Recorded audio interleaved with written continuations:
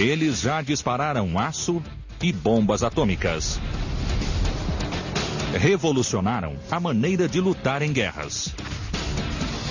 Atualmente são inteligentes e estão mais mortais do que nunca. Hoje, em Maravilhas Modernas, canhões.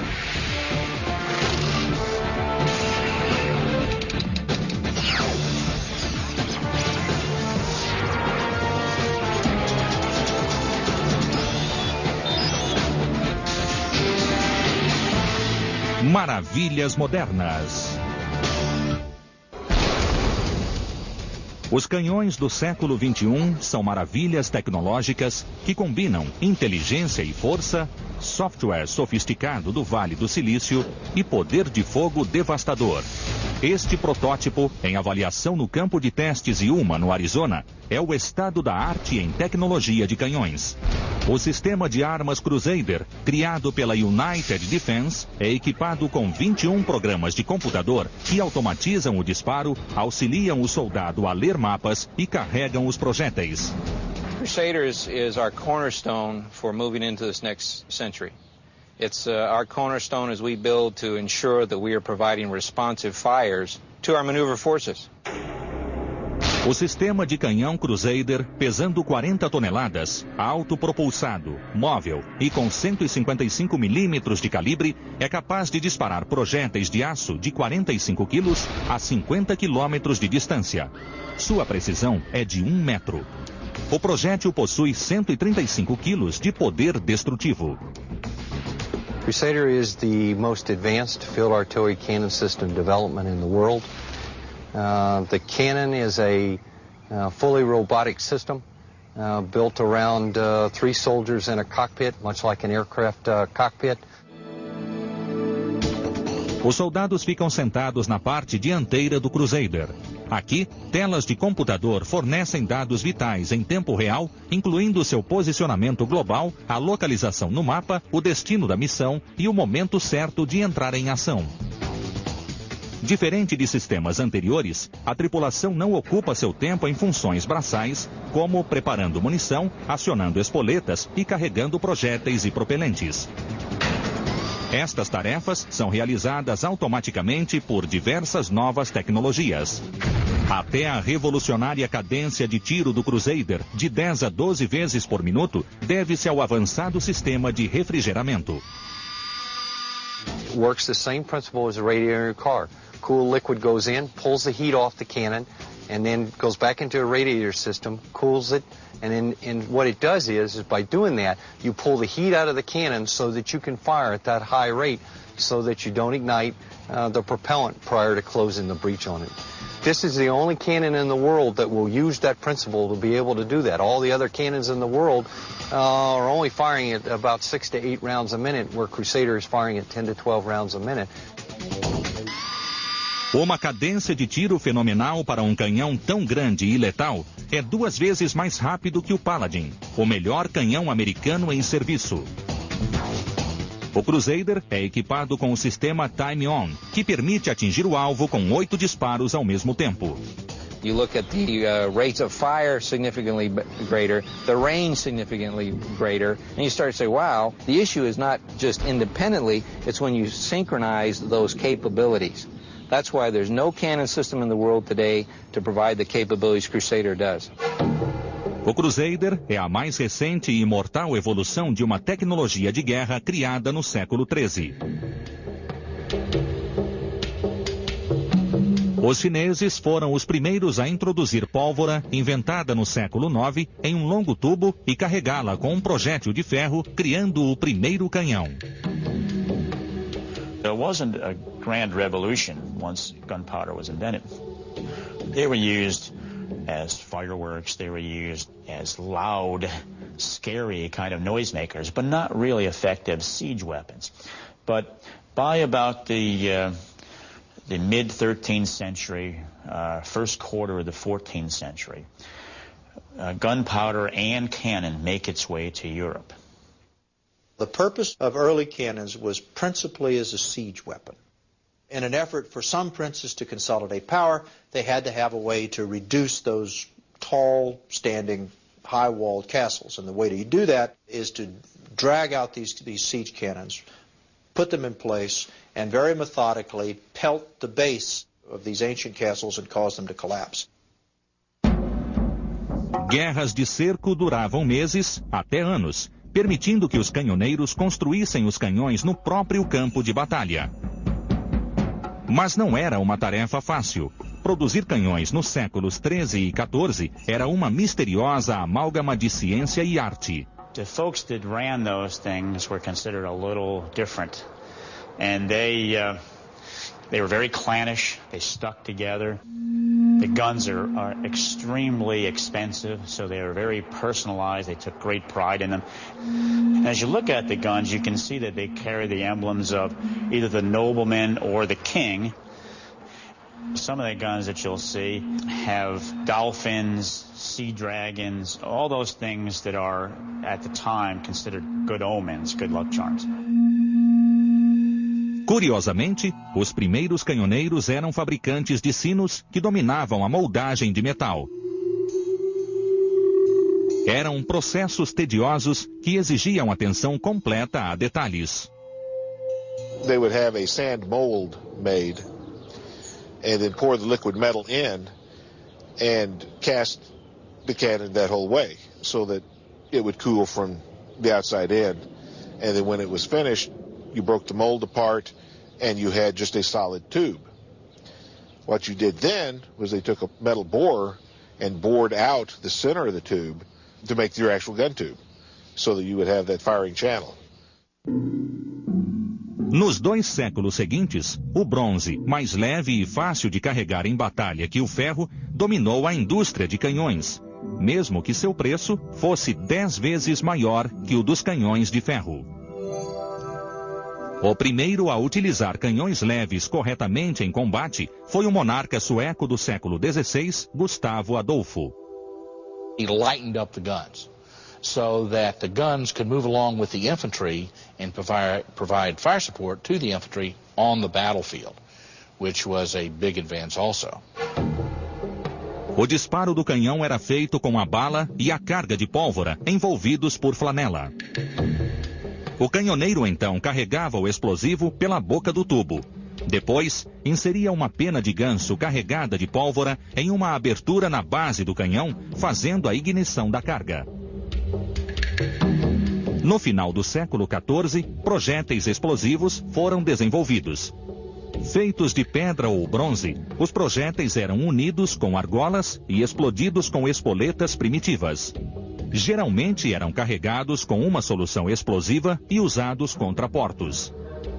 A maioria dos canhões lançava uma pedra ou bola de ferro a 1 quilômetro de distância. Como a parte interna do canhão era lisa, a mira variava muito. O cano liso não permite controlar o projétil, que é simplesmente arremessado. Canhões com raias internas produzem rotação que estabiliza o projétil. Quando a espoleta estoura, a pressão de gás no cano do canhão expande, encaixando o projétil nas raias e aprimorando a precisão e distância.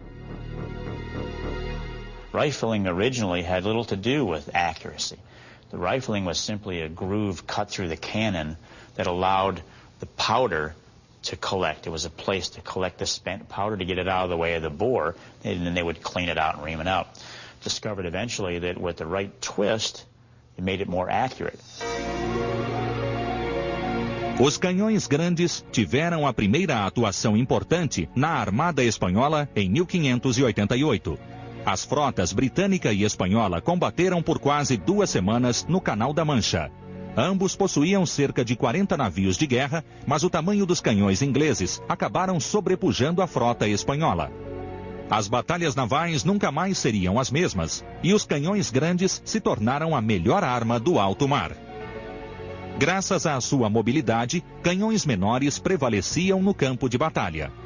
Em 1775, um livreiro de Massachusetts alterou o rumo da Guerra de Independência Americana. Henry Knox recuperou 50 canhões britânicos do Forte Ticonderoga, recém-capturado, e trouxe-os para Boston, forçando os britânicos a fugirem da cidade. Meses depois, os colonos declarariam sua independência da Grã-Bretanha. Após o sucesso na Guerra da Independência, os canhões tiveram importante papel na Guerra do México. Mas foi apenas em 1854 que o engenheiro hidráulico William Armstrong resolveu os problemas de vazamento de gás, permitindo grande avanço na precisão. Ele desenvolveu um processo que aquecia e encolhia os canos dos canhões, aumentando a resistência nas áreas com maior pressão interna. Armstrong e outros fabricantes de canhão também desenvolveram o carregamento pela culatra e adicionaram raias aos canos. The problem up until the 19th century was that cannon were made out of bronze, and if you make something out of bronze, you can't rifle it. So you needed something hard. Bronze é um metal mais mole que o ferro e não suporta a pressão intensa gerada pelas raias.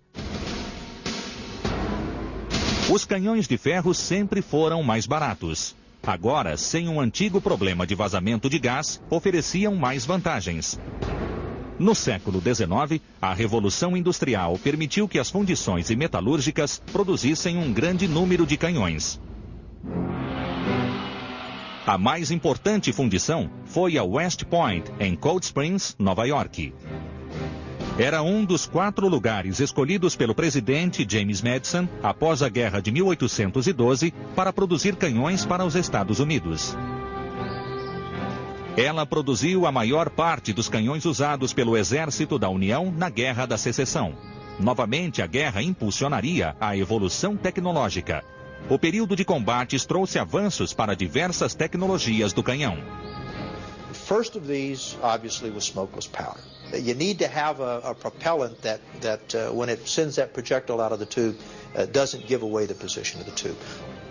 The second invention, of course, was the recoil cylinder. Remember, before the invention of the recoil cylinder, when a gun fired, the whole gun moved back. And you had to roll the gun back in battery and put it back into position before you could shoot it again. Well, when that happened, you were never assured that the tube was back in the same spot each time.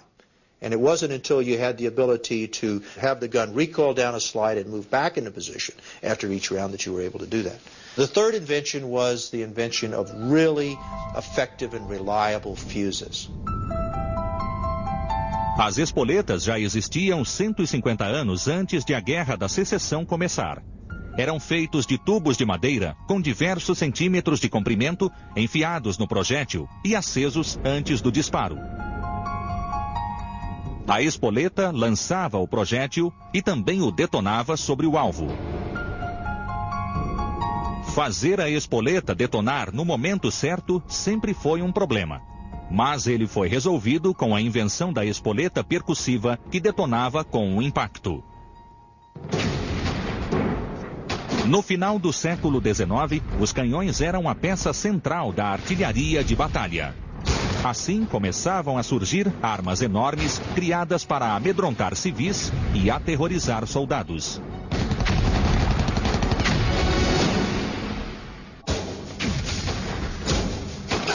No início da Primeira Guerra Mundial, os canhões dominavam o campo de batalha.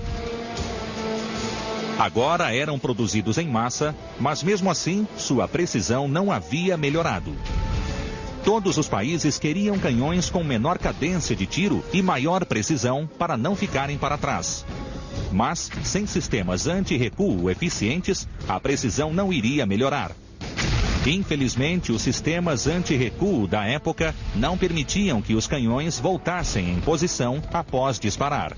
Molas gigantes eram o melhor método, mas elas se desgastavam rápido por causa da enorme força gerada pelos canhões. Por isso, houve surpresa quando os franceses revelaram um sistema anti-recuo que transformaria a tecnologia de construção de canhões. They came up with what they call the hydropneumatic system. In fact, this is what they put on their famous French 75, and it was their secret weapon. Onde outros canhões utilizavam molas, o 75 utilizava cilindros, um deles cheio de óleo e o outro de nitrogênio. No momento do disparo, o cilindro de nitrogênio era comprimido. Assim, o canhão era impulsionado de volta para a bateria, pronto para disparar novamente. O 75 deu início à artilharia de campo moderna. Seu sistema hidropneumático permitia que o canhão voltasse lentamente para a posição original, diminuindo o desgaste sobre o canhão. And they could do up to 12 rounds a minute out of the French 75. They used to say they would have 1 in the gun, 6 in the air when they were really firing fast. O canhão pesava 1.200 quilos, com 5,5 metros de comprimento, quase 3 metros de largura, 1,80 metros de altura e era protegido por um anteparo. Os projéteis de 7 quilos eram carregados pela culatra e tinham alcance de 7.000 metros. You got a real killer now on the battlefield. And in the First World War, that's going to become very, very, very important.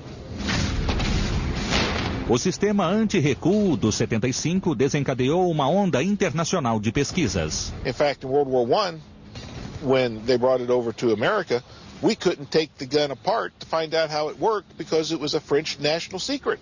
It leaked out. There's no way you can keep something like that under wraps. And pretty soon, all Europe's armies are going to have something like the French 75. O novo canhão tornou-se padrão logo no início da Primeira Guerra. Mas à medida que o combate começou a ser travado nas trincheiras, o 75 ficou menos eficaz. Assim como todos os canhões que disparavam em tiro direto, os projéteis passavam acima dos soldados que estavam no subsolo. Os alemães foram os primeiros a resolver o problema, construindo os 2 canhões de 242 centímetros, os maiores da história. Batizados de Big Bertha, destruíram o forte em Liège, Bélgica, em agosto de 1914. No one had ever seen that before. That you could take a siege gun, which was in effect a big siege mortar, and smash these very modern forts. The whole function was to have it go up to about 20,000 feet, turn over and come down and penetrate deeply into the earth. O Big Bertha recebera o nome da filha de Gustav Krupp, diretor da fábrica de armas Krupp, e era capaz de disparar projéteis de 800 quilos. Por causa do peso, o Big Bertha era transportado em pedaços por 5 tratores motorizados e montado por guindaste no local. The Germans brought her forward, and she was one of the first motorized artillery units.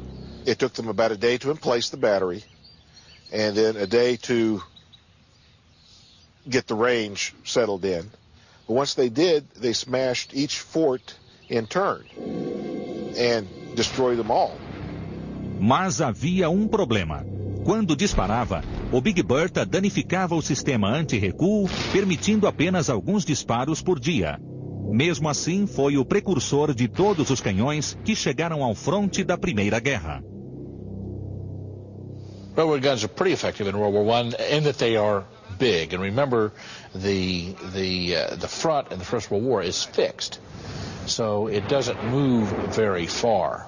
And when you bring up a 14-inch gun that fires a projectile that weighs 1,800 pounds, that's pretty effective. When an 1,800-pound round lands on top of your head, you know it.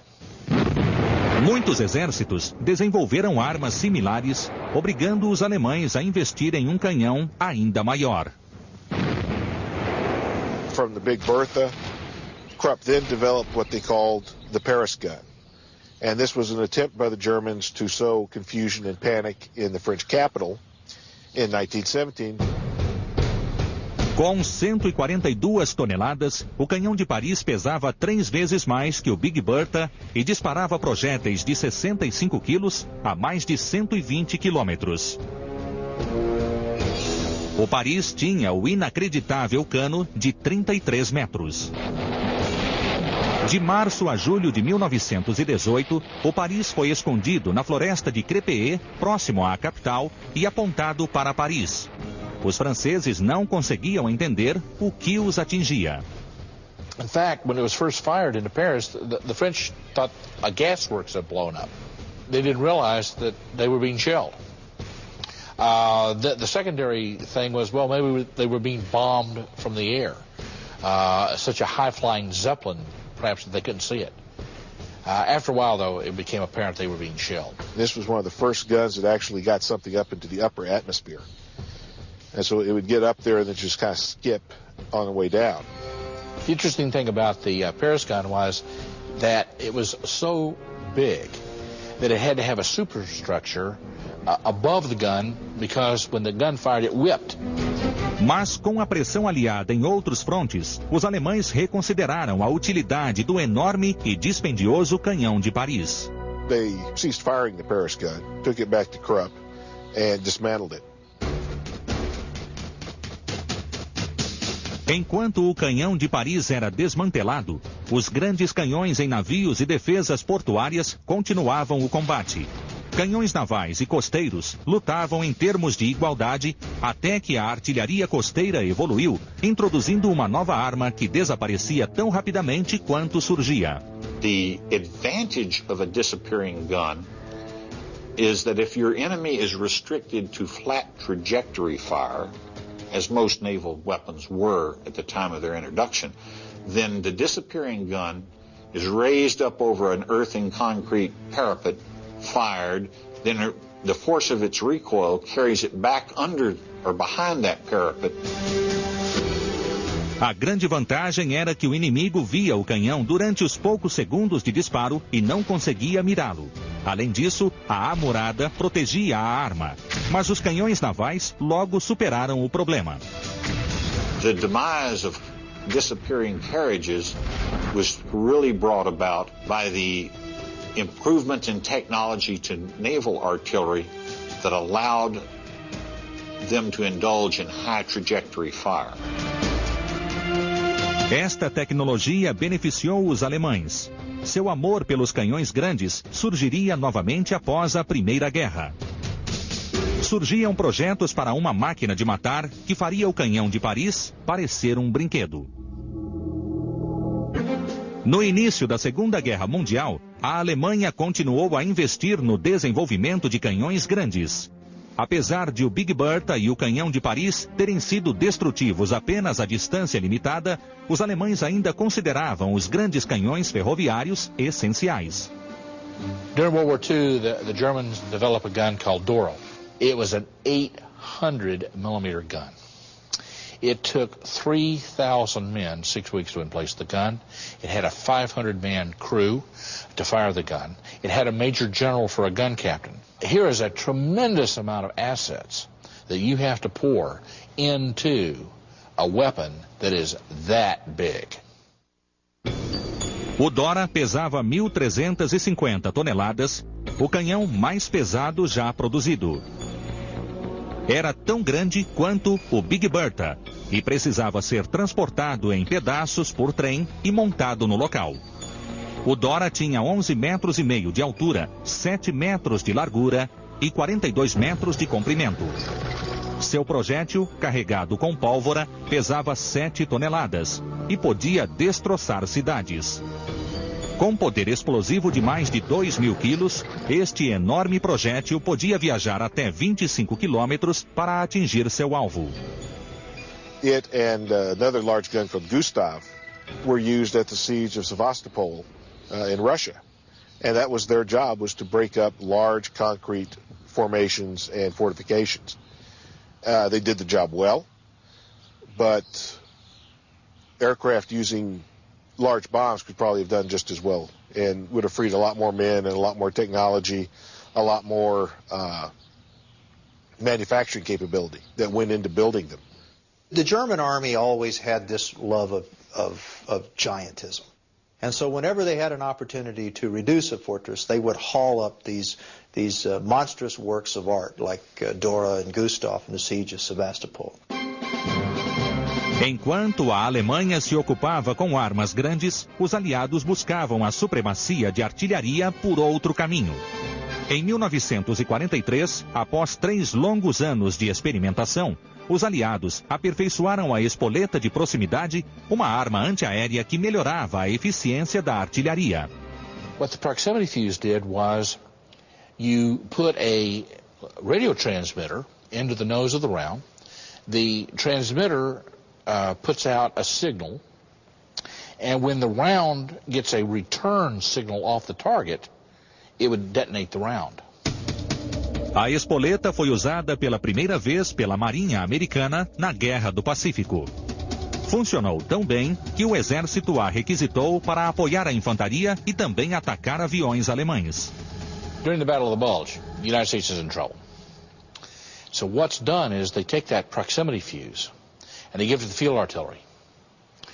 And with field artillery, now you can fire that round and it will burst 30 meters above the ground every time. A detonação acima do solo aumenta a potência da carga, pois a área atingida é maior que a de um projétil tradicional. A artilharia equipada com a espoleta de proximidade não era a única arma usada pelo exército americano. A classe de navios USS Iowa realizava as patrulhas no Pacífico. Os 5 vasos de guerra eram máquinas de destruição magníficas. Com 270 metros de comprimento, eram equipadas com 9 monstruosos canhões de 40 centímetros, os maiores já instalados em um navio. Seu poder de fogo era incomparável. Os Iowas eram chamados de fazedores de piscinas, pois o projétil abria crateras de 60 metros de diâmetro. Ele pesava 1.500 quilos e era do tamanho de um Fusca.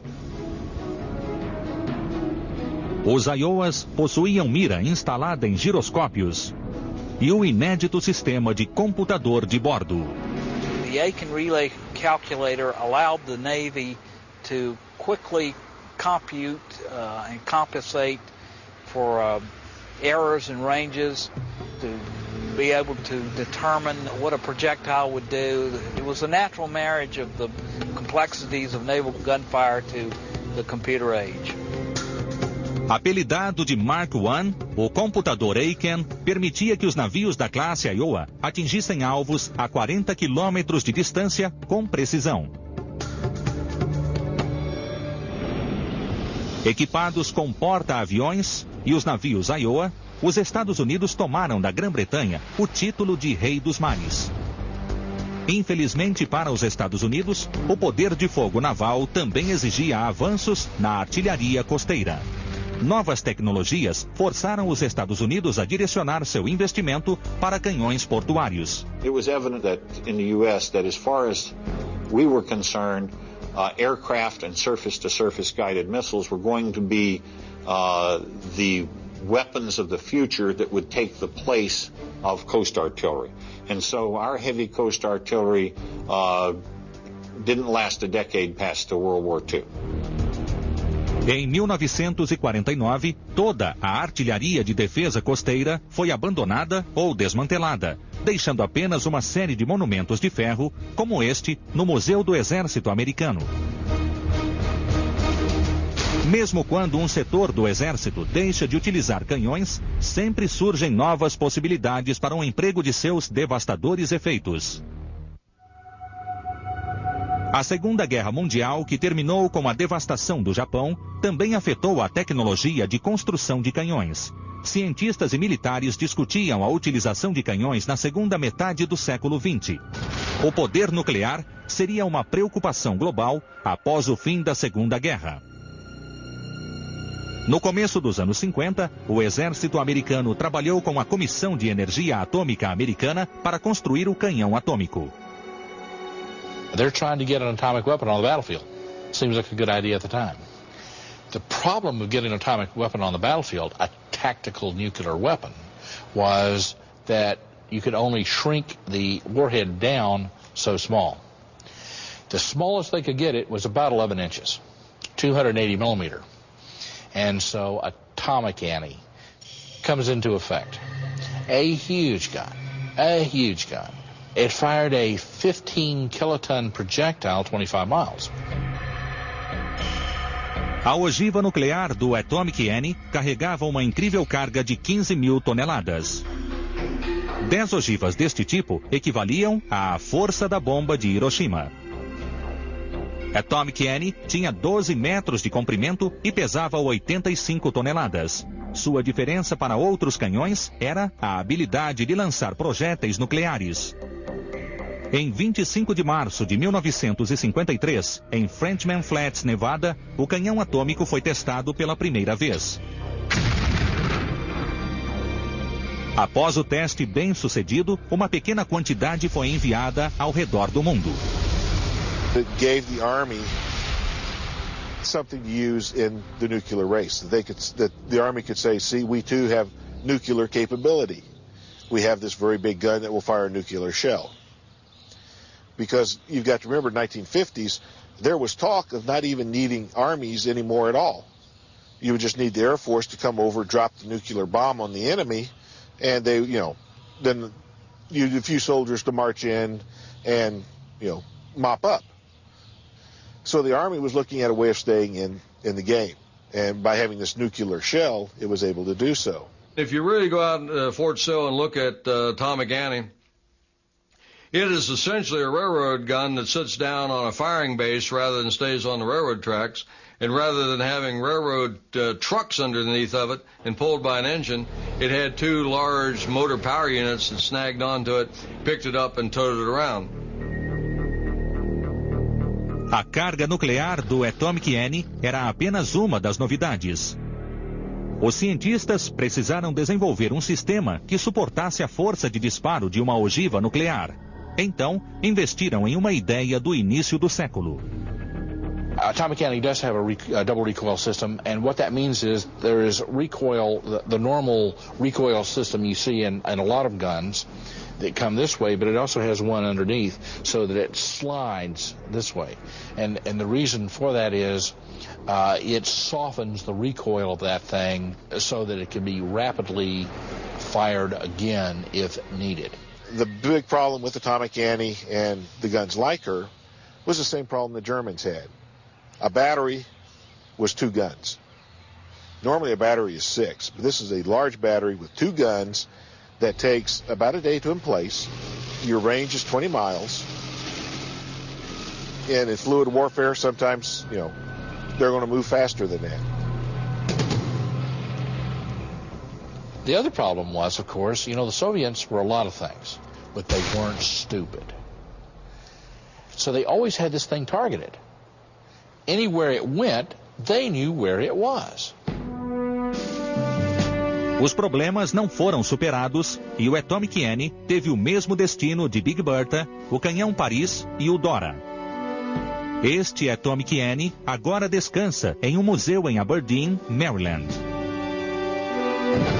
Durante os anos 50, imaginava-se que canhões e tropas de infantaria se tornariam desnecessários, pois o combate de mísseis manteria os soldados fora do campo de batalha.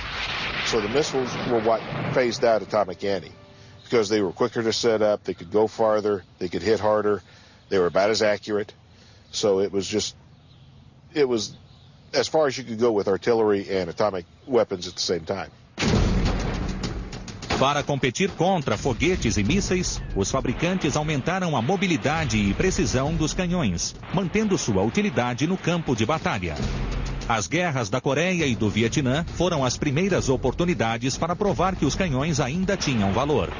The big advance made in Vietnam was a thing called the firebase, where the engineers could go out with a little bulldozer and very quickly clear away a clearing in the jungle. And then you could fly in guns and support an infantry operation well within the artillery FAM, so that you never had infantry outside the range of artillery. So the mobility of the helicopter was exploited to carry in guns, build these fire bases, fire away. But the real issue of Vietnam was that the mobility and the adaptiveness that was demanded to survive caused the American forces, to include the artillery, to get out of a mindset that at least occurred since World War I of a linear battlefield. Com o fronte maleável e terreno montanhoso do Vietnã, canhões menores, mais leves e móveis se tornaram necessários. Para auxiliar os soldados no Vietnã, os Estados Unidos desenvolveram um novo canhão. Em 1966, o M102, autopropelido e com 105 milímetros de calibre, foi colocado na ativa. Well, the M102 was another 105 howitzer, but it had a base plate that was staked into the ground and allowed the gun to traverse 360 degrees. Another obvious advantage, it was designed to be sling-loaded under helicopters, and it was lighter. Therefore, it gave you a more deployable system. O Vietnã provou aos líderes militares que as guerras eram fluidas e a artilharia precisava ser compatível com o ambiente da guerra. E também provou que canhões e projéteis devem ser mais adaptáveis. And of course, the secret of that was the invention of precision munitions. When artillery becomes as precise as smart bombs, then we'll find ourselves into this new age of precision firepower, precision cannons. Móveis, leves e agora equipados com projéteis de precisão, os canhões ocuparam um lugar importante no campo de batalha. E um certo líder mundial seria vítima de sua obsessão interminável por canhões grandes. Antes de conquistar reconhecimento internacional no Oriente Médio, o líder iraquiano Saddam Hussein imaginava possuir uma super-arma, um canhão tão grande que poderia colocar um projétil em órbita. Em 1989, Hussein encontrou-se com o astrofísico canadense Gerald Bowe e sua ideia começou a tomar forma. Sempre agressivo, Hussein queria apontar o supercanhão na direção de Israel. The problem with that was, well, several problems. One, it was fixed into position. So how many rounds are you going to be able to fire before the Israeli Air Force, which is a very good Air Force, finds the gun and bombs it into about 8 million pieces? O supercanhão era tão grande e cercado de segredos que foi transportado em pedaços da Inglaterra, onde era construído, até o Iraque, disfarçado como cano para oleoduto. Quando foi terminado, o canhão tinha quase 180 metros de comprimento e disparava projéteis de 600 quilos a 1.100 quilômetros. Os componentes para o canhão haviam sido trazidos de fábricas da Inglaterra, Espanha, Holanda e Suíça. Infelizmente para Hussein, a alfândega inglesa confiscou os últimos 8 pedaços do canhão em novembro de 1990, antes de ser terminado. Até pouco tempo, Hussein ainda sonhava com o supercanhão. Os Estados Unidos, por outro lado, continuaram apostando em canhões mais leves e móveis. Nos anos 90, desenvolveram o Paladin, a última geração em canhão autopropelido. The Paladin is the best tube artillery the U.S. Army has right now. The thing with Paladin is they've brought the computer into the gun, so it can actually control the gun. And so you can actually fire faster, fire farther, move in quicker, and smother the enemy before they know you're there. O Paladin é um canhão de 155 milímetros. Capaz de locomover-se a 65 km por hora, é o mais rápido da história. O Paladin foi inaugurado em 1997 com poder destrutivo similar ao canhão alemão Dora. Os canhões do futuro serão fabricados no mesmo lugar em que são construídos desde 1813, Watervliet Arsenal, próximo de Albany, Nova York. Watervliet é o arsenal ativo mais antigo do país. É o único que ainda fabrica canhões de grande calibre para o exército. We're not here to build and produce a piece of metal that just goes and sits somewhere. We're here to build a cannon, an artillery piece that will work, that will protect us and our soldiers, and also not malfunction. O processo de fabricação dos canhões modernos é uma evolução do ofício criado no século XIII. The rotary forge is set up so that you take a preform of this gunmetal steel, which is maybe 8-10 feet long. We take that and we put it into an induction furnace that heats that preform up to about 2,000, 2,100 degrees. Após ser tirado da fornalha, o cano viaja pela esteira até a forja rotativa. This huge cannon will begin to turn and move into the jaws of the rotary forge. The rotary forge has 4 large hammers, and those hammers are controlled by a computer control room. O tamanho determina quanta força os martelos irão usar para moldar o cano. Anytime you heat up steel, you lose some of its properties. So what you have to do is heat it up again and instantly cool it. You'll put it through this annealing process, which, if you cool it instantly, it returns all of its metal properties to it. O processo dura cerca de 15 minutos. 20 anos atrás, eram necessárias 15 horas.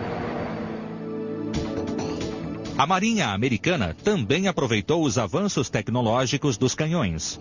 O novo navio, USS Winston Churchill, é o primeiro destroyer equipado com um sistema de munição teleguiada de longo alcance. Os foguetes têm projéteis que medem 13 centímetros, pesam 50 quilos e possuem alcance de 100 quilômetros. Esse alcance significa um aumento de mais de 50% em relação aos destroyers atuais. Impressionante, mas os canhões de terra são ainda mais poderosos, cada vez mais letais e autônomos. Na verdade, todos os sistemas de canhão são inferiores ao avançado sistema Crusader americano, programado para entrar na ativa em 2008. Mas mesmo agora, com protótipos deste novo canhão sendo testados, o Exército já comenta que os canhões podem se tornar dinossauros na artilharia.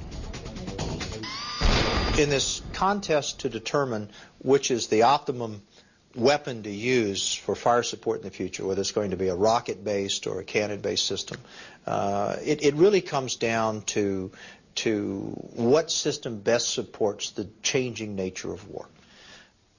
The precision revolution and the information revolution all are going to change the way armies fight.